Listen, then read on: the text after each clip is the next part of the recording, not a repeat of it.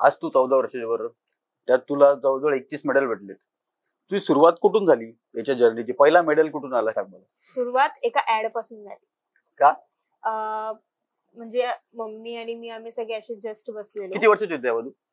मी तेव्हा 7th class आणि एक ऍड लागलेली त्याच्यामध्ये बॉक्सिंग करत होती ती मुलगी. आणि मग मम्मीने पप्पांना विचारलं की बॉक्सिंग वगैरे मुली पण करतात का, असा डेंजर स्पोर्ट जो आहे तो मुली पण करतात का? तर पप्पा बोलले हो करतात. आणि तेव्हा सगळं नॉर्मल होतं, वाटलं नव्हतं की एवढा पुढे असं जाईल मी. आणि पप्पांनी मला नेलं ऐरोलीमध्ये क्लासला वगैरे, मी इन्क्वायरी वगैरे केली आणि मी खूप एक्साइटेड होती कारण की पहिल्यांदा स्पोर्ट्स मध्ये मी असं काहीतरी करणार होती. आणि मग जॉईन वगैरे झाली मी आणि त्याच्या काही महिन्यांनी माझी फर्स्ट मॅच होती मुलुंडला. बरोबर. आणि ती फर्स्ट मॅचला मम्मी आलेली बघायला आणि फर्स्ट मॅच मध्येच मला गोल्ड मेडल लागला. मी खूप नर्वस होती कारण की मला जे ऑपोनेंट्स लागलेला ना त्या सगळ्यांची ऑलमोस्ट 1 वर्षाची 1.5 वर्षाची प्रॅक्टिस होती. आणि तुझी? माझी मोजून 4 ते 5 महिन्याची प्रॅक्टिस. आणि मी खूप नर्वस होती कारण की त्या टेक्निक्स समजायला तेवढं माइंडसेट बसायला वेळ लागतो. आणि तरी पण मला गोल्ड मेडल लागलेला. बरोबर. आणि तेव्हा मी खूप खुश होते. तुला काय वाटतं, जर तू नर्वस होती तू कसं टेक ओव्हर केला? काय स्वतःला समजवलं? पप्पा काय बोलले पप्पा? म्हणजे कोच वगैरे तेव्हा होते पण तेवढं बॉन्डिंग कोच वगैरेंसोबत माझं तेव्हा नीट नव्हतं झालं. आणि मग पप्पा मला नेहमी एकच शब्द बोलतात आतापर्यंत, स्टार्टिंगच्या मॅच पासून आतापर्यंत मला एकच शब्द बोलतात, जा तोडफोड करून ये. म्हणजे एकदम फ्रीली माइंडनी खेळ, कसलाही विचार न करता फक्त एवढं लक्षात ठेव की आपण इथे जर आलोय तर आपल्याला जिंकायचं. बरोबर. बस. मग तुला असं वाटत नाही की आता पंच खाल्ला काय झाला तर कोच काय बोलतील, पप्पा काय बोलतील? नाही, कोच वगैरे जे आहेत ते कधीच काही नाही बोलत. मॅच हरू जिंकल्यावर गोष्ट वेगळी पण हरल्यावर पण कधीच डिमोटिवेट नाही करत. आणि काय बोलतात?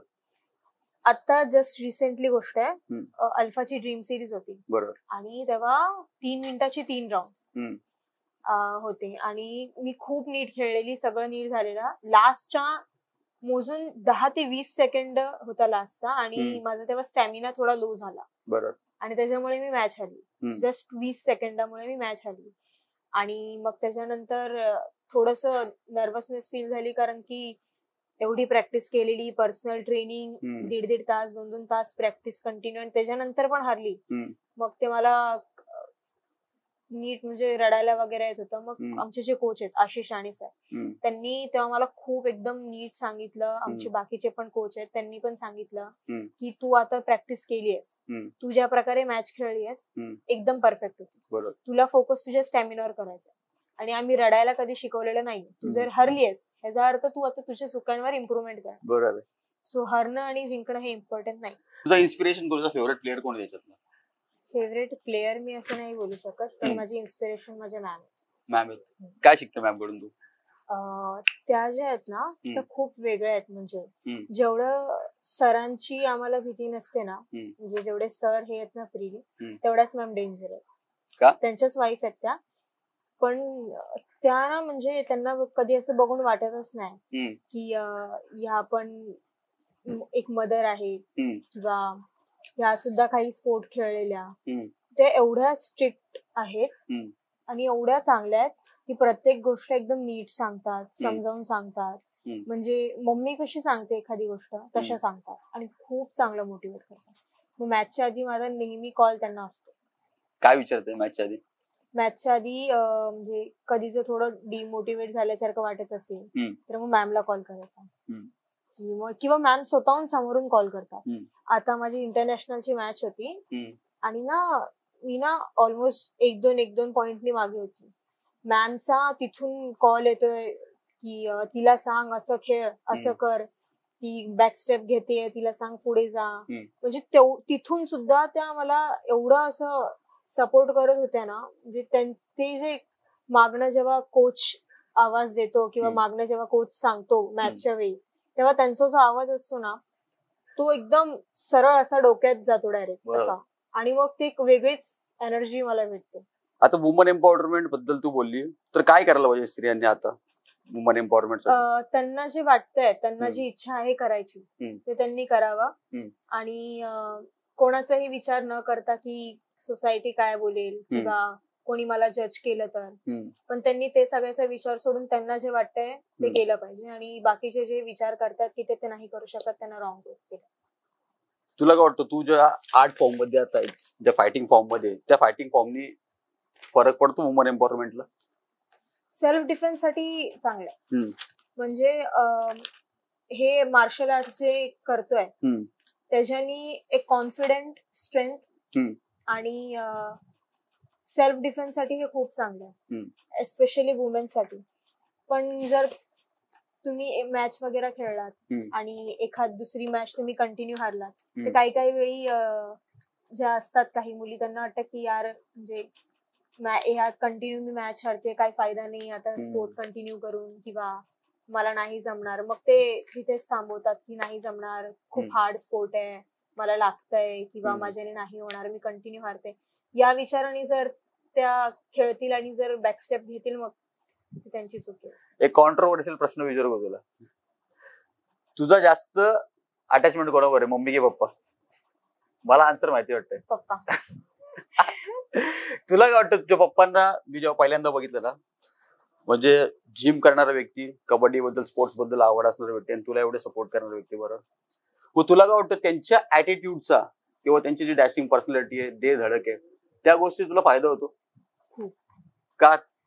पप्पा जे आहेत ना ते खूप असे डॅशिंग, इगो वाले, ऍटिट्यूड, आणि त्यांचा जो इगो आहे तो मला कधी कधी असं वाटतं की तो माझ्यामध्ये सुद्धा आला. म्हणजे त्यांना मी बघते ना, त्यांचा बाहेर राहण्याची पद्धत, त्यांची स्टाईल ती मला जाम आवडते. म्हणजे त्यांना बघूनच असं कधी कधी मला असं वाटतं की मी पण असं मुलगी नाही मुलगा आहे. एकदा स्कूलवर घ्यायला आलेले पप्पा मला, आणि ना तेव्हा एका माणसाने त्या बाईला बाईकनी असं उडवलं आणि तो पळून गेला. आणि लिटरली पप्पा त्याच्या बाईकच्या मागे कार घेऊन गेले आणि त्याला जे मारलंय तिथे. आणि मला पप्पांच्या अशा गोष्टी खूप आवडतात. म्हणजे जिथे चुकतंय ना तिथे ते कधीच गप नाही बसत, कधीच नाही. ते लगेच म्हणजे मारायला किंवा मग लगेच स्टँड घेतात. मला ते जाम आवडतं. मग तुला असं वाटत नाही बघ, आजकाल आपण जर बघितलं की आपल्या घरातला माणूस किंवा आपल्या घरातली मुलं, आज आमच्या गावात पण तुला सांगतो की कोण जर भांडवत असेल तर आई त्याच्या मुलाला आतमध्ये घेऊन जाते, पण तुझ्या पप्पा इन्व्हॉल्वमेंट घेतात. मग त्याबद्दल तुझं काय मत आहे? तुला वाटत की त्यांना पण लागेल? नाही. का? त्यांना बघून कधीच वाटत नाही की ते मार खाऊन येते. कधीच वाटत नाही मला. आणि तेव्हा जे आणि ते जेव्हा भांडायला लागतात ना, फॉर सम सेकंड मी सुद्धा बघून थोडं एन्जॉयमेंट घेते आणि मग नंतर वाटतं की थोडं जास्त होतं, पप्पांना मागे घेते. पण मला आवडतं बघा. मी काल तुझ्या शाळेमध्ये तुला पप्पा घ्यायला तर तुझ्या मैत्रिणी ऑब्सेशन होतं ना? पप्पा कधी मला घ्यायला येत नाहीत, घ्यायला असं कधी, पण कधी जर आले तर माझं मी स्टोरी वगैरे स्टेटस वगैरे टाकते ना, तर कोणाला असं जास्त बिलीव्ह होत नाही की माझे पप्पा आहेत. का ग? कारण त्यांची राहण्याची जी स्टाईल आहे ती वेगळी आहे खूप. मग त्यांना बघून कोणी बोलणारच नाही. मग त्यांचा पप्पा खेळायचा गेम कुठला? पप्पांना जिम, बॉडी बिल्डिंगचा शौक होता. मग तू त्यांच्यावर जाते वर्कआउटला? आता जसं तू बोलली पप्पा की पप्पांना जिथं चुकतं तिथं ते बोलतात 100% आणि ते तुला आवडतं. मग तू चुकल्यावर तुला बोलतात का? मी चुकल्यावर हो. तुला काय वाटतं की तुझ्या काय गोष्टी चुकतात? मी कधी कधी माझा स्क्रीन टाइम जो आहे तो सुट्टी असो किंवा काही, तर माझा स्क्रीन टाइम माझा जास्त होतो. मग ते त्याच्यावर ओरडत नाही, नीट सांगणार की फोन थोडं लिमिट मध्ये, कारण की आता 10th वगैरे पण आहे तर मग वापर, पण थोडं लिमिट मध्ये. आणि मग जेव्हा ते असं गोड गोड बोलतात, म्हणजे मम्मी एक्सपेक्ट करते की ते ओरडतील, मारतील, फोन खेचून घेतील, पण ते असं नाही करत, ते एकदम नीट सांगतात. मम्मीची इच्छा असते. हा, मम्मीची इच्छा असते. मम्मीची इच्छा. लास्ट टाइम सुद्धा मी ते बसलेले नाश्ता करत जस्ट आणि मी फोन बघत होती आणि मग नंतर मम्मी मला बोलायला लागली की पप्पांना बोलायला लागली की तिचा फोन घ्या, कशी करायला लागली, अभ्यास करत नाही, फोन घेऊन बसलेली असते नुसती. आणि पप्पांचा रिप्लाय तुझ्यावर होता की तुला समजत नाही का, घरातल्या लोकांना तुला असं बघायला आवडत नाही, मग कशाला त्यांना जळवते उगाच. आणि मग ते असं बोलले आणि मम्मी वॉज लाईक, तुम्ही तिला ओरडायचं सोडून आम्हालाच टोमणे मारतात. आणि मग ते असं कधी ओरडून बोलत नाही, मग ते जेव्हा एकदा सांगतात तेव्हा मी पण ऐकते. पण तुला काय वाटतं, आता बघ आई वडील असं ते मुलांना सपोर्ट करतात, पण काही काही वेगळ्याच गोष्टी सपोर्ट करतात जिथे गरज नाही तिथं. मग तुला नाही वाटत की ते आई वडील त्या मुलाला जास्त हाईप देतात आणि त्याला अजून बिघडवायचा प्रयत्न करतात? काही काही असतात ना, म्हणजे जर सिंगल चाइल्ड असेल त्यांचा, म्हणजे फक्त मुलगा आहे किंवा फक्त मुलगी आहे, ते खूप डोक्यावर चढवतात की हा तुला हे करायचंय, हा जा कर, तुला हे हवंय, हा जा घे. मग त्या गोष्टी थोडं जास्त अति लाडवून ठेवतात. म्हणजे माझा बाबू माझा अबू, त्याला लागेल, त्याला हे होईल, बाहेर कोणी काही केलं तर. ते काही लोक असं करतात, मग ते नाही केलं. तुला वाटतं त्यांनी ग्रोथवर फरक पडत असेल मुलांचा? हो, खूप फरक पडतो. म्हणजे मी सुद्धा 1-2 एक्झाम्पल बघितले आहेत माझे क्लासेस वगैरे किंवा ट्युशन वगैरे मध्ये. जे सिंगल चाइल्ड असतात ना, त्यांचे पेरेंट्स ना खूप ओव्हर केअर करतात त्यांच्याबद्दल. म्हणजे बाहेर कुठे पाठवायचं असेल तर नाही एकटा जाऊ नको किंवा एकटी जाऊ नकोस, ते त्यांनी नाही केलं पाहिजे. तुम्ही त्यांना सुद्धा थोडं फ्रीली बाहेरचं वातावरण फील करून दिलं पाहिजे, कारण की मग त्याच्याने ते खूप जास्त लाडवतात आणि मग नंतर काही इन्सिडेंट झाला की मग त्यांना त्यांच्यावर स्टँड घेता येतं. आणि तुला वाटतं अति काळजी केल्यामुळे जीवनामध्ये आता बघ खूप आई वडिलांनी केअर केलेली आहे, खूप असा काय बोलतात त्याला तळ हाताच्या फोडासारखं जपलंय, आणि एखाद्या मुलाच्या लाईफ मध्ये कुठलाही फेल्युअर आला, मग कुठलाही असू दे, तो मॅच हरण्याचा असू दे, तो पुढे जाऊन एक्झाम मध्ये फेल होण्याचा असू दे, किंवा बाहेर कोण ओरडल्याचा असू दे, घरच्यांनी सोडून दुसरे कोणतरी ओरडण्याचा असू दे, मग त्यांनी त्या गोष्टीचा इम्पॅक्ट, निगेटिव्ह इम्पॅक्ट त्याच्यावरती होतो का? मॅच वगैरे मध्ये जर हरलं तर ते पेरेंट्स तेव्हा सपोर्ट करतील की हा इट्स ओके, काय नाही, नेक्स्ट टाइम होईल असं. पण जर बाहेर दुसरं कोणी त्याला काही बोललं की मग त्याला असं वाटतं की माझ्या घरातले मला बोलले नाही, मग हे कसे काय मला बोलू शकतात, आणि मग त्याच्याने फरक पडतो. आणि मग तो जो आहे तो स्वतःचा स्टँड घेऊ नाही शकत. तेव्हा पण त्याला त्याचे पेरेंट्स सोबत लागतात की नाही मी पेरेंट्सला सांगणार आणि मग ते बघणार. ते दरवेळी थोडी तसं होणार आहे की पेरेंट्स सपोर्ट करतील, काही वेळी स्वतःचा स्टँड घ्यावा लागतो. बरोबर. तुला जेव्हा एक मुलगा किंवा मुलगी किंवा एखादा प्लेअर सक्सेसफुल होतो, तुला काय वाटतं किती जणांनी कसा आणि काय सपोर्ट केला पाहिजे त्याला? किती जणांनी कसा सपोर्ट म्हणजे फॅमिली सपोर्ट मेन आहे. काही स्पोर्ट असे ऍथलीट्स आहेत ज्यांना फॅमिली सपोर्ट नसतो, म्हणजे त्यांची फॅमिली त्यांच्या त्या स्पोर्ट बद्दल त्यांना नसतं आवडत, त्यांनी ते केलेलं. ते फॅमिली सपोर्ट मेन आहे, तो त्यांना लागेलच. आणि आता गव्हर्नमेंट सुद्धा जास्त स्पोर्ट्स मध्ये इन्व्हॉल्व्ह नाही होत. म्हणजे बाहेर गावी जे आहे ते त्यांची गव्हर्नमेंट सुद्धा खूप स्ट्रॉंग आहे, आणि ऍथलीट्स लोकांना तेवढा सपोर्ट गव्हर्नमेंटचा असतो कुठच्याही गोष्टीमध्ये. जर स्टुडंट ऍथलीट असेल तर मग त्याला स्कूलचा सपोर्ट हवाय, आणि जर तो टीनेजर असेल तर मग गव्हर्नमेंट किंवा कॉलेजवाल्यांचा किंवा बाकीच्यांचा सपोर्ट सुद्धा गरजेचा आहे. आज तू नॅशनल इंटरनॅशनल दोन्ही लेवलला प्रेझेंट केलंय स्वतःला, आणि त्याचप्रमाणे समोरच्या कंट्री मधले पण मुलं येतात. मग तुला काय वाटतं की आपल्या देशातला सपोर्ट आणि त्यांच्या देशातला सपोर्ट, किंवा त्यांच्या देशातले कोच आपल्या देशात, काय फरक वाटतो किंवा काय सिमिलॅरिटी वाटतं तुला? त्यांच्यामध्ये जे आहे ना, स्कूल त्यांची जी स्टुडंट वाला जो स्टुडंट ऍथलीट मधनं स्टुडंट वाला जो पार्ट आहे त्याच्यामध्ये खूप जास्त त्यांचा सपोर्ट असतो. आणि तिकडची गव्हर्नमेंट जी आहे ती अभ्यासाला जास्त हे करायचं सोडून स्पोर्ट्स मध्ये जर एखाद्या मुलाला जायचंय त्याला तिथे जास्त सपोर्ट करते. तिकडचे टीचर्स वगैरे खूप कोऑर्डिनेट करतात मुलाला, तसा स्कूल मधनं सुद्धा सपोर्ट वगैरे भेटतो त्या साईडला बाहेर गावी वगैरे. आणि त्यांना पहिल्यापासूनच त्यांच्या लहानपणापासूनच त्यांना तशी ट्रेनिंग दिली जाते. अभ्यासामध्ये जास्त न इन्व्हॉल्व्ह करता त्यांना खेळामध्ये स्ट्रॉंग बनवण्यामध्ये, मेंटली स्ट्रेंथ त्यांची सगळं स्ट्रॉंग केलं जातं अभ्यासामध्ये करायचं सोडून. आणि इथे जे आहे ते पहिले अभ्यासाला प्रिफर केलं जातं. म्हणजे इथे पहिले अभ्यास सगळेच नाही करत, पण काही ऑलमोस्ट म्हणजे 90% जे आहेत पेरेंट्स त्यांना पहिले अभ्यास. तू स्पोर्ट मध्ये तुला कितीही मेडल लागू, तू इंटरनॅशनल खेळ, काहीही खेळ, पण तुझा अभ्यास महत्वाचा आहे. तो तुला घ्यायचा, तुला तो घेऊनच चालायचा आहे. तू काही जिंक, आम्हाला त्याच्याशी फरक नाही पडत, पण अभ्यासामध्ये आम्हाला तुझे प्रॉपर पर्सेंटेज हवे. तुला वाटतं बेसिक शिक्षण करणं कम्प्लीट गरजेचं आहे की फक्त स्पोर्ट्सच खेळलं पाहिजे? नाही, असं पण नाहीये. म्हणजे स्पोर्ट्स मध्ये जर तुम्हाला करिअर बनवायचं असेल तर तुम्ही स्पोर्ट्स कंटिन्यू करू शकता. आणि जर म्हणजे फॅमिली सपोर्ट आहे, तसा सगळं ओके आहे, तर आणि तुम्हाला स्पोर्ट्स मध्ये करिअर बनवायचं तर होऊ शकतं. फॅमिली सपोर्ट नाहीये आणि तुम्ही फक्त स्पोर्ट्स मध्ये जास्त लक्ष देताय आणि स्टडीज मध्ये कमी पडताय किंवा बाकीच्या गोष्टींमध्ये, तर तिथे थोडं इम्प्रुव्हमेंट केलं पाहिजे. म्हणजे दोन्ही गोष्टी हँडल करता आल्या पाहिजे. जसं तू बोलली की आज सर शिकवतात, मॅडम शिकवतात, तर तुझी स्पेसिफिक ट्रेनिंग किती तास करते रोज तू? स्पेसिफिक ट्रेनिंग माझी 1 hour ची असते. कसं शेड्यूल असतं त्याचं? आता तर मी सध्या पीटी घेते ना, पर्सनल ट्रेनिंगला आहे मी, कारण की क्लासेस वगैरेमुळे माझा बॅच जो होता 9 to 10 चा तो माझ्याने अरेंज म्हणजे मॅनेज होत नाही. सो मी पीटी लावली 5 to 6 ची. तर जेव्हा मी पीटी लावली ना तेव्हा सरांनी मला सांगितलेलं की पीटी घ्यायला पण मी नसेल. ते बोलत होते मला तुझी पर्सनल ट्रेनिंग घ्यायची आहे. तुमचे जे हेड कोच आहेत त्यांना माझी पर्सनल ट्रेनिंग घ्यायची आहे, पण माझा टाइम अरेंज होत नव्हता म्हणून त्यांनी कोच दुसरे मला दिलेत. सो तेच एक 1 hour किंवा मॅचच्या वेळेस मी 2 hour करून घेते करते पूर्ण. आता हे तर झालं जिम मधली ट्रेनिंग ना. तुझ्या अकॅडमी मध्ये जेव्हा तू जातेस तेव्हा तू कुठल्या प्रकारे ट्रेनिंग म्हणजे स्टार्टिंगला तू काय करते, मध्ये काय करते आणि नंतर काय करते? स्ट्रेचिंग मी चालू होतो, स्ट्रेचिंग वॉर्मअप म्हणजे सेल्फ स्ट्रेचिंग करून घेते. वॉर्मअप वगैरे झालं की त्याच्यानंतर मग सर काही ठरवतात म्हणजे आज काय करायचंय, पॅडिंग घ्यायची आहे, स्पारिंग करायची आहे किंवा मग किक्सची प्रॅक्टिस करायची आहे, बॅकवर्क करायचं आहे. मग ते सरांचं डिसाईड केलेलं असतं सरांनी सगळं आणि मग त्यामध्ये आम्ही प्रॅक्टिस करतो. आता तुझं प्रॅक्टिसचं सेशन आहे, तू बोलते जिम मध्ये पण करतेस आणि तू इकडे पण करतेस, अकॅडमी मध्ये पण करतेस. या दोन्ही मध्ये तुला हार्ड पार्ट कुठला वाटतो? ट्रेनिंग मधला हार्ड पार्ट मला कधी वाटलाच नाही, कारण की मी ते एकदम मनापासून प्रॅक्टिस करते. मला असं की यार खूप हार्ड प्रॅक्टिस होते किंवा काय असं मला कधी वाटतच नाही.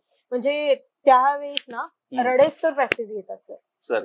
हा खूप म्हणजे स्ट्रेंथ अँड कंडिशनिंग पार्ट जेव्हा येतो ना तेव्हा खूप प्रॅक्टिस करून घेतात. म्हणजे एवढं रगडतात सर, तेवढं रडायला येतं की थांब सर, बस झालं नको सर.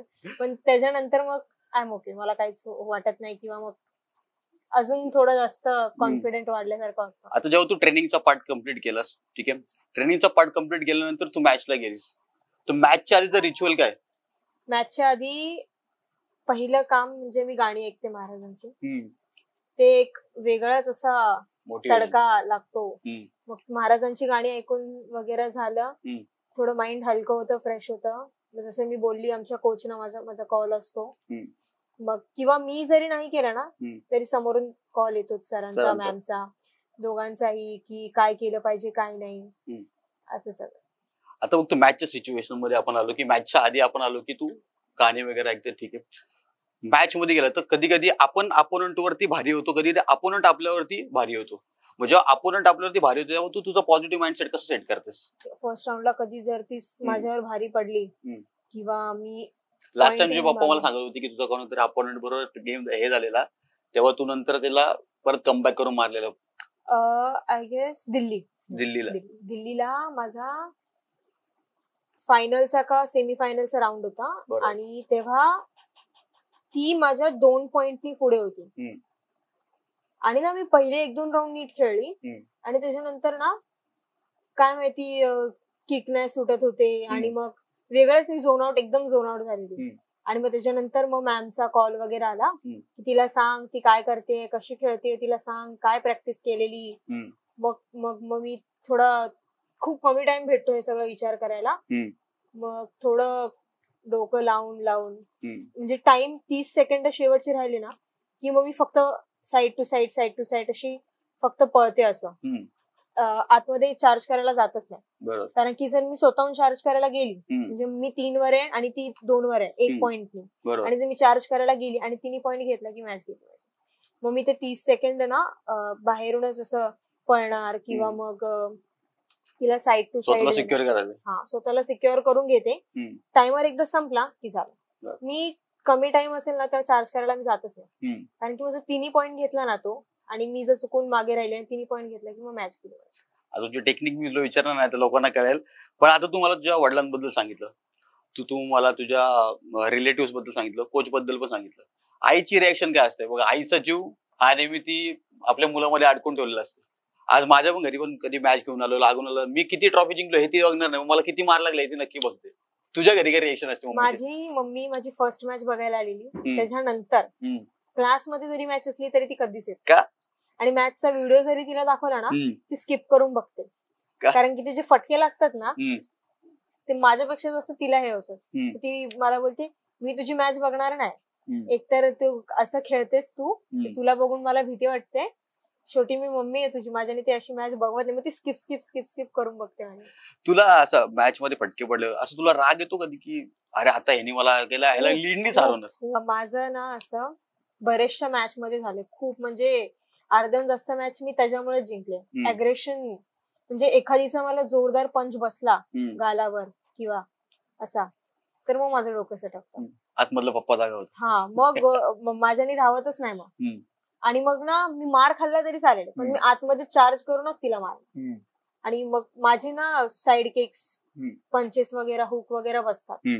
मग मी जे माझा स्ट्रॉंग पार्ट आहे तो सगळा तिच्यावर काढते. सगळा राग, म्हणजे तुम्हाला एक पंच मारला ना, आता मी तुला नाही सोडणार. ट्रेनिंगचा पार्ट तू 2 वेळा केलास, एकदा जिम मध्ये केला, एकदा तू गेलास तुमच्या ट्रेनिंग सेंटरला.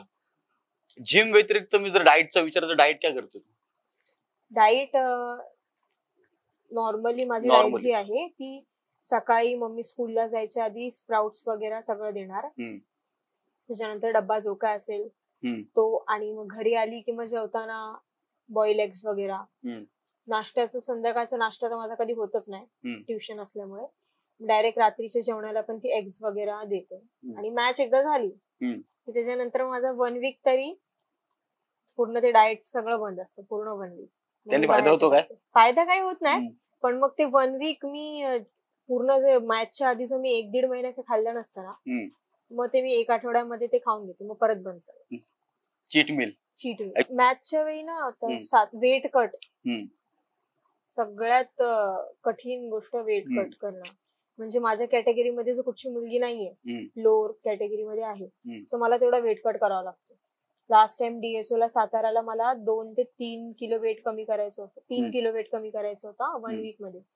मी अर्ध्या ऐरोली पासून, म्हणजे डीमार्ट पासून ते माझ्या क्लासच्या इथे लॉंग कट लागतोय, तिथून रनिंग करत जायची रोज. रोज मी 1 तास आधी निघायची घरातून, रनिंग करत जायची, क्लासला गेली की मम्मी बॉईल एग द्यायची डब्यामध्ये, मग ते खायची आणि मग प्रॅक्टिस स्टार्ट. मॅमनी मला ते सांगितलेलं, वेट कट तुला करायचंय 1 वीक मध्ये, तर तुला हे करावंच लागेल. आणि मॅमने सांगितलंय, मग ते ऐकावंच लागेल. मग मी 1 वीक म्हणजे पूर्ण मॅचच्या आधी मी पूर्ण ऐरोली डीमार्ट पासून ते क्लास पर्यंत रनिंग करत जायचे. आता वेट चेक कधी होतो तुमचं? आमचं जर कबड्डीचं जर विचार असेल ना मला, त्याच दिवशी मॅचच्या दिवशी. आणि तुला लगेच मॅच पण खेळायची नाही. जर टुर्नामेंट 3 ते 4 दिवसाची असेल तर फर्स्ट डे ला फक्त वेट चेकिंग होते.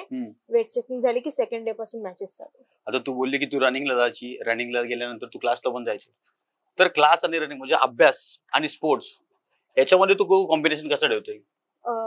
एक्झाम वगैरे जर असेल तर मग मी एक्झामच्या 1 मंथ आधी किंवा मग 2-3 वीक्स आधी क्लासला नाही जात. मग तेव्हा फक्त अभ्यास, ट्युशन स्कूल. आणि आता ट्युशनचे जे सर आहेत त्यांचं ऍक्च्युली खूप सपोर्ट असतं, कारण की मला जर प्रॅक्टिसला वगैरे जायचं असेल तर ते मला सोडतात. एक्झामच्या वेळी मी क्लास, आता माझं ट्युशन आहे 4चा, तर मग मी 12 वाजल्यापासून ट्युशन मध्ये. ट्युशन घरासमोरच आहे, मग ते मला चावी देऊन जातात, जाऊन बस. 12 ते मी 4 पर्यंत, 3:30 पर्यंत स्वतःचा अभ्यास करणार, सेल्फ स्टडी. मग सर आले की घरी जाऊन जेवण वगैरे, परत यायचं ते 8-9 पर्यंत मी तिथेच असते. आणि बघ, तू जेव्हा स्टार्टिंग केली, तू बोलते की जेव्हा तुला टीव्हीवरती तू बघितलं 7वीत असताना, तेव्हा तुला पहिल्यांदा हे खेळायचं झालं, किक बॉक्सिंग वगैरे खेळायचा क्रेज झाला. आता तुझ्या वडिलांनी आणि तुझ्या मम्मीने तुला सपोर्ट केला, ठीक आहे, मग बाकीच्या फॅमिलीची किंवा बाकीच्या जे रिलेटिव्ह होती त्याची प्रतिक्रिया काय होती? आणि जसं आपण स्टार्टिंगला बोललो की आपल्याकडे वुमन एम्पॉवरमेंट, स्त्रियाला थोडा कमी लेखला जातो, की त्यांना ऑपॉर्च्युनिटी तेवढी देत नाही. मग त्यात त्यांची रिएक्शन काय होती? त्यांनी वडिलांना किंवा याने सांगितलं कशाला मुलगी आहे, मार खायचं, कुठं स्पोर्ट्स देता तुम्ही? नाही, म्हणजे त्यांना जरी, पप्पांना जरी ते काही बोलले असेल तरी पप्पांनी मला कधी गोष्टी सांगितल्या नाही आणि अशा गोष्टी माझ्यापर्यंत कधी येऊन दिल्या नाही. म्हणजे नेगेटिव्ह थॉट जे आहेत बाकीच्यांचे ते पप्पांनी कधी माझ्यापर्यंत येऊन दिलेच नाही. तुला जे करायचंय ते तू कर, तुला जे खेळायचंय ते तू खेळ, जिथे टुर्नामेंटला जायचं तिथे जा, मी बघतो कोण थांबव. एक तुला एक स्टोरी सांगतो मी वाचलेली. तर एकदा ना एक मुलगा असतो, तो शाळेत जातो अभ्यास करायला, ठीक आहे. त्याच्या आई वडिलांना फार्मर असतात आणि ते खूप नॉर्मल बॅकग्राऊंड वाले असतात, त्याला वडील नसतात. तर तो शाळेत गेल्यानंतर आहे ना, एखादा ग्रुप आहे, एखादा मुलगा किंवा ते सगळे एखादं काम करत असेल ना, तो त्याचा दुसराच काहीतरी चालतो, तो वर्गाच्या बाहेर बघ, हे कर ते कर. शाळेतल्यांना वाटायचं की भाई हा काहीतरी ऍबनॉर्मल आहे, ह्याच्याने काय होणार नाहीये. तर ते घरी लेटर लिहितात. लेटर लिहिल्यानंतर ते लेटर त्याच्या आईला पाठवतात. तर आईला विचारतो, आई काय झालं? बोलतो, अरे बाळा तुला शाळेत जाता येणार नाही का? तर का असं का लिहिलंय, तर ते बोलतो की तुझ्या शाळेवाल्याने असं लिहिलंय की तुमचा मुलगा खूपच जास्त हुशार आहे, त्याला आम्ही शिकवू शकत नाही आणि तुम्ही त्याला कुठल्या तरी मोठ्या शाळेत गेला. तर भरपूर वर्ष उलटून जातात. नंतर तो मुलगा एक मोठा शास्त्रज्ञ बनतो, सायंटिस्ट बनतो. सायंटिस्ट बनल्यानंतर तो तिकडे गेल्यानंतर एक दिवशी तो त्या सगळ्या गोष्टी साफ करत असतो. तेव्हा तो लेटर त्याला भेटतो. त्या लेटरमध्ये काय लिहिलं असतं की तुमचा मुलगा म्हणजे त्याला मेमरी पॉवर कमी आहे, तो ॲबनॉर्मल आहे, तुम्ही त्याला शाळेत पाठवू नका. ही पॉझिटिव्ह गोष्ट, म्हणजे निगेटिव्ह गोष्टी आपल्यापर्यंत पोहोचूनच न देणं हे खूप मोठा पार्ट आहे. मला वाटतं कदाचित आई वडील खूप चांगल्या प्रकारे सांभाळतात. आता तू आई वडिलांबद्दल सांगितलं, तर कोचचा इम्पॉर्टन्स काय असतो एखाद्या प्लेयरच्या लाईफ मध्ये? कोच हा सगळ्यात म्हणजे एकदम सगळ्यात मोठा सपोर्टर जर कोणी बोलायला गेलं पेरेंट्स नंतर, तर ते कोच असतात.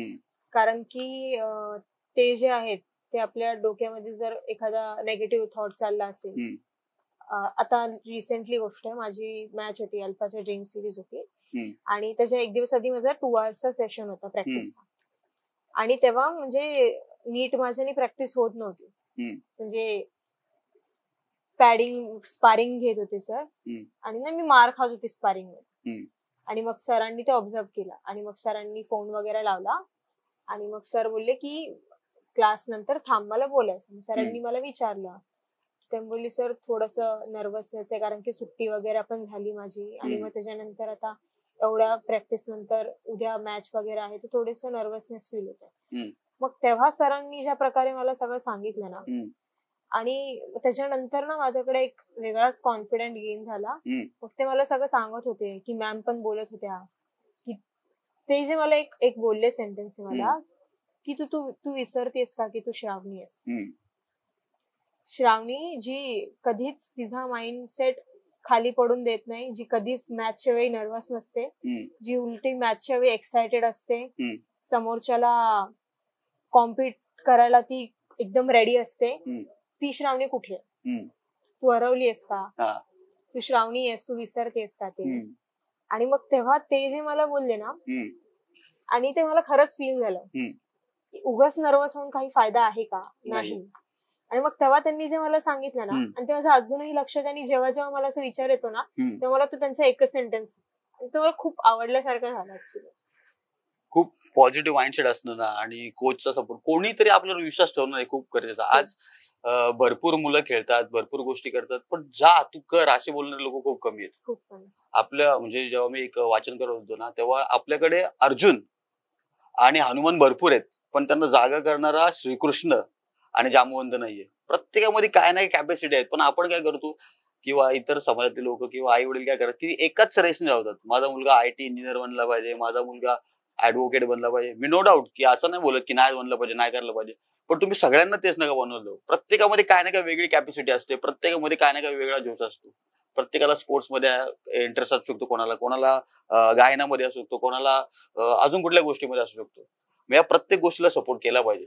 मध्ये कोच थ्रू असू दे, आई वडिलां थ्रू असू दे. आणि जेव्हा एक गोष्ट नेहमी लक्षात ठेवतो की जेव्हा एखादी व्यक्ती आपल्यावरती विश्वास ठेवते, तेव्हा 100% देणं आपलं काम असतं. 100% देणं म्हणजे हे नाही की मी प्रॅक्टिसला रोज जाते, मी हे करते, पण 100% मॉरली पण मी पण 100% कुठे ट्राय दिलं पाहिजे. मग त्यात मी फक्त फोकस माझ्या प्रॅक्टिसवरती करेन, मी फक्त फोकस माझ्या फॅमिलीवरती करेन आणि मी फक्त फोकस माझ्या एज्युकेशनवर करेन. या तिन्ही गोष्टी सोडून बाकी कुठल्या ठिकाणी फोकस जाणं हे ऍक्सेप्टेबल नसतं. आता तुझं प्रॅक्टिसचं सेशन आहे, तू बोलते जिम मध्ये पण करतेस आणि तू इकडे पण करतेस, अकॅडमी मध्ये पण करतेस. मग या दोन्ही मध्ये तुला हार्ड पार्ट कुठला वाटतो? ट्रेनिंग मधला हार्ड पार्ट मला कधी वाटलाच नाही, कारण की मी ते एकदम मनापासून प्रॅक्टिस करते. मला असं की यार खूप हार्ड प्रॅक्टिस होते किंवा काय, असं मला कधी वाटतच नाही. म्हणजे त्यावेळेस ना रडेस तर प्रॅक्टिस घेतात सर. हा, खूप म्हणजे स्ट्रेंथ अँड कंडिशनिंग पार्ट जेव्हा येतो ना, तेव्हा खूप प्रॅक्टिस करून घेतात. म्हणजे एवढं रगडतात सर, तेवढं रडायला येतं की थांब सर, बस झालं नको सर. पण त्याच्यानंतर मग आय एम ओके, मला काहीच वाटत नाही, किंवा मग अजून थोडं जास्त कॉन्फिडेंट वाढल्यासारखं वाटतं. प्रॅक्टिस मधून कोचनी दिलेली तुला सगळ्यात चांगली ऍडवाइस कोणती आहे? तू काय आहेस ते तू विसरू नकोस. म्हणजे जेवढे मॅचेस तू खेळलीस, ज्या कॉन्फिडेंटनी खेळलीस तू सगळे मॅचेस, त्याच कॉन्फिडेंटनी तुला बाकीचे पण खेळायचे.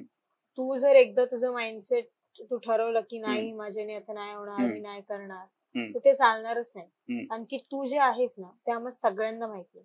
म्हणजे तू मॅचच्या म्हणजे ततमीमध्ये तू जेव्हा उतरतेस ना तेव्हा एक वेगळा माहोल असतो की हा श्रावणी आली फाईट खेळायला.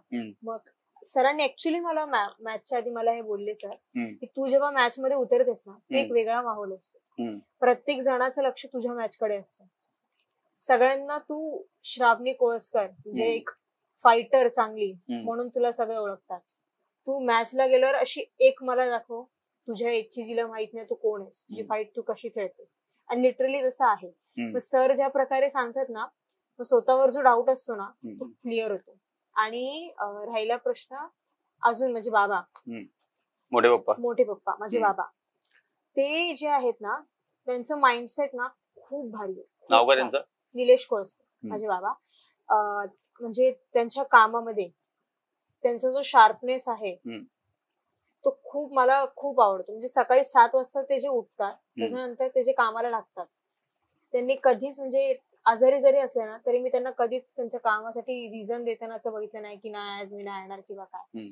ताप असू बरण असू काही असू घरी बसून काय नाही हो पण ते करणारच. त्यांचं माइंडसेट खूप चांगलं आहे. मला ते जाम आवडतं. त्यांना बघून एक इन्स्पिरेशन मला भेटतं की म्हणजे सकाळी 7 वाजल्यापासून ते जे चालू होतात कामाला ते रात्रपर्यंत ते त्यांचं ते चालूच असतं काम. आणि मग ते कधीच रिझन देणार नाही किंवा मग नाही आज नको आज नाही जात किंवा सोड बाकीचे आहेत सांभाळायला एवढा सगळा बिझनेस आपला त्यांच्या भरोश्यावर सोडणार कधीच नाही. त्यांचं काम तेच करणार. कोणाच्याही भरोश्यावर ते कधीच राहतात कधीच नाही. शाळेतले मित्रमैत्रिणी तुला कसं बघतात जेव्हा तू मेडल जिंकून येते तेव्हा? फिमेल फ्रेंड जे आहेत ना ते खूप कमी. पूर्ण शाळेत माझ्या 4 ते 5 आहेत. मेल फ्रेंड स्कूलमध्ये मी कधी बनवलेच नाही. मला नाही पटत. किंवा मग क्लास मधले जे आहेत बॉईज बाकीचे म्हणजे रिसेस वगैरे मध्ये ना बाकीच्या मुली वगैरे बाहेर कॉरिडॉर मध्ये उभं राहणार किंवा काय पण मला माझ्या बेंचवरनं उठायलाच आवडत. मी तिथेच बसलेले असते. मग क्लासचे बॉईज वगैरे ना ते त्यांचं क्लासमध्ये खेळणार क्रिकेट खेळणार बॉलनी खेळणार. त्यांचा एक बॉल ना कधी चुकून पण माझ्याकडे येत कारण की त्यांना माहितीये तो माझ्याकडे आला की त्यांना तो परत भेटणार नाही. मग कोणी माझ्या वाटेला येतच नाही कधी. आणि लिटरली एक इन्सिडेंट असा झाला मी माझं रिसेस आहे खाऊन झाला डब्बा मी माझं लिहित होते आणि बॉईज क्लासमध्ये खेळत होते आणि ना तो मुलगा माझ्या मागे येऊन उभा राहिला. त्याला मारत होते तो माझ्या मागे येऊन उभा राहिला. तो म्हणतो आता बॉल फेक. लागला किती काय तुला बॉल देणार नाही. आणि मग मी त्याच्या तोंडाकडे अशी बघते आता म्हणतो प्लीज दीदी मुझे यहाँ पे खडे रहने दो नहीं तो ये लोग मुझे छोडेंगे नहीं. मुली राहा उभा माझं काय जातंय मी तर माझं काम करते.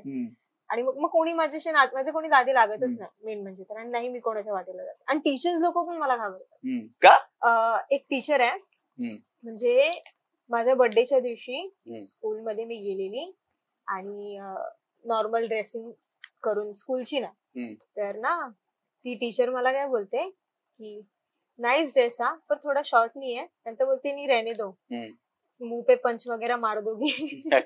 आणि मॅथ्सच्या टीचर वगैरे पण क्लासमध्ये बसलेले असले ना की कुठच्या टीचरला मला काही बोलायचं असेल ना एकदम प्रेमाने आणि बाकीच्या एकदम हडतूड या बोलते.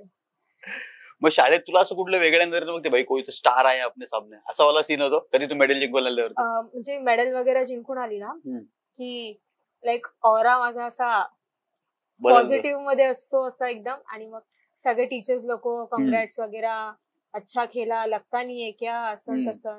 म्हणजे आतापर्यंत कुठचीच टीचर असं ओरडून चिडून कुठचीच नाही कितीही स्ट्रिक्ट असो ती कधी असं माझ्याशी याच्याने बोललीच नाही. सगळं एकदम नीट शांतपणे. याच्या आधी तू मला सांगितलं की तुझ्या सरांनी तुझ्या वडिलांनी तुझ्या मित्रमैत्रिणींनी तुझ्या नातेवाईकांनी तुला कसे मोटिवेट केलं जेव्हा तू मॅच हारलीस तेव्हा. पण एखादी मॅच हारलीस तर तू स्वतःला कसं समजवतेस? पहिले मी खूप रडायची मॅच हरली. मग ते कोच घरातले त्यांच्या सांगण्यानी ते सांगतात ना की एक मॅच हरल्याने काय नाही होत एक्सपिरियन्स भेटलाय. मग आता मी मॅच जरी हरली ना तरी जो माझा कमबॅक असतो ना तो एका स्माइल सोबत असतो. म्हणजे या मॅच मध्ये मी 1 पॉइंटनी हरली फक्त 1 पॉइंटनी हरली. आणि मग त्याच्यानंतर रागारागात गेली निघून. सर वगैरे आले त्यांनी समजवलं आणि मग मी परत बाहेर आली एकदम स्माइल करत आणि माझी जी ओपोनंट होती ना ती बघून मला शॉक की मॅच जिंकली मी आहे, स्माइल हिच्या फेसवर आहे. मग तिला जाऊन शेक हँड केलं. सर मला बोलले जा शेक हँड कर, हक कर. मग ते सगळं झालं आणि मग नेक्स्ट मॅच माझी ग्रॅपलिंगची होती. ग्रॅपलिंग असं ग्रॅपलिंग किक बॉक्सिंग, ग्रॅपलिंग आणि K2 हे काय समजून K1. किक बॉक्सिंग मध्ये काही टाइप्स असतात. Light contact, kick light, point fight जे आहे ते बिगिनर्स साठी असतं. Kick light, light contact, low kicks असतात आणि K1 नाही, लो किक वगैरे या सगळे टाईप असतात तसे. आणि K1 मध्ये नीज यूज होतात. आणि ग्रॅपलिंग जे आहे ते रेसलिंग कसं असतं तसंच असतं, थोडंसं वेगळं पण सेम टाईप ग्रॅपलिंगचं. आणि मी ग्रॅपलिंग कधी खेळली नाहीये, माझी फर्स्ट मॅच होती. मी इथे सिल्वर मारला पण ग्रॅपलिंगची फर्स्ट मॅच मध्ये मला गोल्ड लागला यावेळी. म्हणजे ती माझ्यापेक्षा एजनी मोठी होती, तिचा एक्सपिरियन्स थोडा जास्त होता, पण माझी प्रॅक्टिस ग्रॅपलिंगची थोडी जास्त चांगली होती, त्याच्यामुळे मला गोल्ड लागला. अनएक्सपेक्टेड होता हा गोल्ड ग्रॅपलिंग मध्ये, तो लागला. आता K1, ग्रॅपलिंग आणि किक बॉक्सिंग तुम्हाला सांगितलं, मी ऐकलं की तू MMA ची प्रॅक्टिस करते. मग या 3 फॉर्म मध्ये आणि MMA च्या फॉर्म मध्ये काय फरक आहे? किक बॉक्सिंग वाला जो पार्ट आहे त्याच्यामध्ये हार्ड हिटिंग अलाव नाही, कारण की तो ततामीवाला इव्हेंट आहे. MMA जो आहे तो केज मध्ये खेळला जातो आणि MMA मध्ये हार्ड हिटिंग चालते, किक्स चालतात, ग्राउंड अँड पाऊंड म्हणजे ग्राउंडवर त्याला घेऊन हे मारणं एकदम हार्ड हिटिंग फेसवर, आणि त्याच्यानंतर आर्म लोड किंवा चॉकअप्स वगैरे ते सगळं असतं त्याच्यामध्ये. आता तुम्हाला तुझ्या ट्रेनिंग बद्दल सांगितलं, पण त्यात तू जर अभ्यास, खेळ आणि प्रॅक्टिस या तिन्ही गोष्टी कशा मॅनेज केल्यास? की एखादी गोष्ट, आता एक्झाम आली त्याचा इम्पॅक्ट तुझ्या मॅचवर होतो का? मॅच आली तर मॅचचा इम्पॅक्ट एज्युकेशनवर होतो का? मॅच वगैरे म्हणजे माझी एक्झाम आहे दुसऱ्या दिवशी आणि त्याच्या आदल्या दिवशी माझी मॅच आहे, असं पण झालंय? असं झालंय, बरेचशे वेळा झालंय. म्हणजे मी लांब पुण्याला वगैरे आहे आणि तिथून आल्यानंतर एक दिवसांनी माझी एक्झाम आहे, असं पण झालं. मग मॅच वगैरे झाली, रूमवर आलो, खूप असाइनमेंट वगैरे सगळं असतं. रूमवर आलो की मग ते असाइनमेंट लिहिणं किंवा फोन मध्ये PDF ओपन करून कधी कधी थोडस पार्ट अभ्यासाचा वाचणं बघणं. मग ते झालं की मग एक आली घरी, दुसऱ्या दिवशी एक्झाम आहे, परवा एक्झाम आहे माझी, तर मग मी त्याच्या आदल्या दिवशी बसून थोडं पूर्ण दिवस अभ्यास, किंवा मग जर मला खूप म्हणजे सेमिस्टर वगैरे आहे तर मग मी आधीपासून माझी तयारी ठेवते, म्हणजे मॅच वगैरे जर आली तर मला लोड पडत नाही. आता तुझं पुढचं स्वप्न काय? येणाऱ्या काही वर्ष तू स्वतःला कुठे बघतेस? येणाऱ्या काही, आता किक बॉक्सिंग जे आहे ते ऑलिम्पिक्स मध्ये अजून नाही, फक्त महाराष्ट्र ऑलिम्पिक्स मध्ये ते आलं. पण मला जे आहे ते किक बॉक्सिंग हा स्पोर्ट जास्त करून नाही ओळखला जात, खूप कमी ह्याच्यामध्ये आहे. मला किक बॉक्सिंग मध्ये आपल्या इंडियाला रिप्रेझेंट करायचं आहे, म्हणजे इंडियासाठी मला खेळायचं आहे किक बॉक्सिंग. आणि काही येणाऱ्या वर्षामध्ये मी आपल्या इंडियाला पण रिप्रेझेंट करायचं पूर्ण ट्राय करेन आणि गोल्ड लागेल ह्याचा मी पूर्ण 100%. आता तुझे जे एज ग्रुपची मुले आहेत त्यांना तू काय मेसेज देशील? जर अभ्यासात स्टुडंट ऍथलीट जे आहेत त्यांनी अभ्यासावर फोकस करणं हे तर मस्ट आहे, पण जर तुम्ही एखादा स्पोर्ट किंवा काही करताय तर दोघांमध्ये तुम्हाला ते बॅलन्स करता आलंच पाहिजे. काहीही करून एक्झाम येते, थोडा 1 मंथचा गॅप घ्या, अभ्यास करा, झालं की परत कंटिन्यू करा. पण जर एक्झाम म्हणजे 10th आहे म्हणून बंदच करणं, हे असं जर केलं मग पुढे काहीच म्हणजे एवढ्या ब्रेक नंतर ते परत कमबॅक करणं खूप मोठी गोष्ट आहे. आणि मग जर तुम्हाला करायचं असेल तर दोघांना बॅलन्स करणं खूप गरजेचं आहे. आणि जर क्लासला नसेल जात आहेत तर सेल्फ प्रॅक्टिस ऍटलिस्ट 1 तास करणं मस्ट आहे. तुझ्या लाईफ मधला सगळ्यात मोठा इन्स्पिरेशन कोण आहे? त्या सगळ्या गोष्टीसाठी जसं मी आता बोलली, माझी मॅम आणि माझे सर, खास करून माझे बाबा, ते म्हणजे वेगळीच मूर्ती त्यांना बोलू शकते.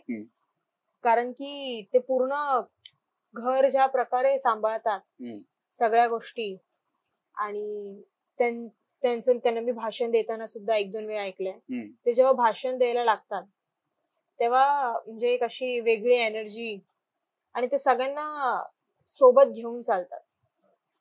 कामाच्या वेळी ते इतके सिरियस होतात की मग बाकीचं काही त्यांना दिसत नाही. काम तर काम, ते रिझन देत नाही, कोणाच्या भरोशावर ते त्यांचं काम सोडत नाहीत. त्यांचं जे काम आहे ते त्यांच्या पद्धतीने त्यांच्या ह्याच्याने ते कव्हर करतात. आता तुझे 31 मेडल जिंकलेस पूर्ण, ते 31 मेडल मधला सगळ्यात मेमोरेबल मुवमेंट किंवा टॉप 3 मेडल कुठले तुझे? टॉप 3 हा माझा फर्स्ट मॅचचा आहे, जो माझ्यासाठी खूप मेमोरेबल आहे. कारण की पहिल्यांदा एखाद्या स्पोर्ट्स मध्ये मला मेडल लागलेला, तो पण गोल्ड, म्हणून हा माझ्यासाठी खूप खास आहे. आणि दुसरा म्हणजे माझा हा नॅशनलचा. नॅशनल्स मध्ये खूप टफ कॉम्पिटिशन्स असतात, खूप जण येतात आणि मग हे नॅशनल्सला मेडल लागणं खूप मोठी गोष्ट आहे. आणि त्याच्यामध्ये मला ब्रॉन्झ मेडल मिळालेला, हा एक माझ्यासाठी खूप मेमोरेबल आहे. आणि तिसरा म्हणजे माझा इंटरनॅशनलचा. इंटरनॅशनलला मला गोल्ड मेडल लागलेला. आणि एवढं स्कूल स्किप करणं, डाएट वर तेवढं राहणं, तेवढं स्वतःवर कंट्रोल करणं, एवढा खर्च करून एवढं लांब येणं म्हणजे खूप मोठी गोष्ट आहे. आणि त्याच्या एवढं सगळं माझ्या जे मी केलं त्याचा मला हा फळ भेटलाय, गोल्ड मेडल, म्हणून हा माझ्यासाठी खूप खास आहे. तुला कुठला मेडल जास्त इन्स्पायर करतो, गोल्ड की सिल्वर? सिल्वर. कारण की गोल्ड मेडल जो आहे, मला माहितीये गोल्ड मेडल लागलाय, ठीक आहे, मी जिंकली आहे. ब्रॉन्झ मेडल लागल्यावर असं वाटतं की हा ठीक आहे, नाही कॉम्पिटिशन मध्ये थोडी माझी प्रॅक्टिस कमी झाली असेल, मी ते करेल. पण सिल्वर लागला की असं वाटतं की एवढी प्रॅक्टिस केली, मी 1 पॉइंटनी का हरली, मी 2 पॉइंटनी का हरली, मग ते 1 पॉइंट मग मी का नाही मिळवू शकले.